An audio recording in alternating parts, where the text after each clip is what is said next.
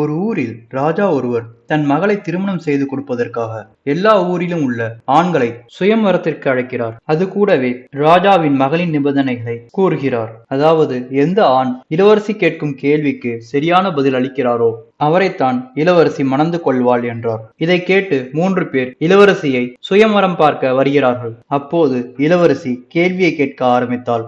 நீங்கள் என்னுடன் மலை உச்சியில் இருக்கிறீர்கள். அப்பொழுது திடீர் என்று நான் கீழே தவறி விழுகிறேன். அந்த சமயத்தில் உங்களுடைய ஒரு கையால் என்னை பிடிக்கிறீர்கள். உங்களுடைய இன்னொரு கையில் பணமூடை உள்ளது. இதில் ஒன்றை மட்டும்தான் உங்கள் கையால் காப்பாற்ற முடியும் என்றாள். அப்பொழுது அந்த 3வரில் ஒருவர் உங்களைத்தான் காப்பாற்றுவேன், பணமூடையை விட்டு விடுவேன் என்றான். அதற்கு இளவரசி, நாம் வாழ்வதற்கு தேவையான பணத்தை நீங்கள் வேண்டாம் என்றால் நாம் எப்படி வாழ்வது? அதனால் எனக்கு தகுதியானவர் நீங்கள் இல்லை என்றால். 2வதாக உள்ளவர் நான் பணத்தை காப்பாற்றுவேன் என்றார். உடனே இளவரசி, நீங்கள் பணத்தின் மீது அக்கறை உள்ளவர், அதனால் நீங்களும் எனக்கு வேண்டாம் என்றால். 3வதாக உள்ளவர் சற்று யோசித்து நான் பணமுடையை உங்களிடம் கொடுத்து அதற்கு அப்புறம் உங்களை காப்பாற்றுவேன் என்றார். இதை கேட்ட இளவரசி, நீங்கள் தான் எனக்கு தகுதியானவர் என்றாள்.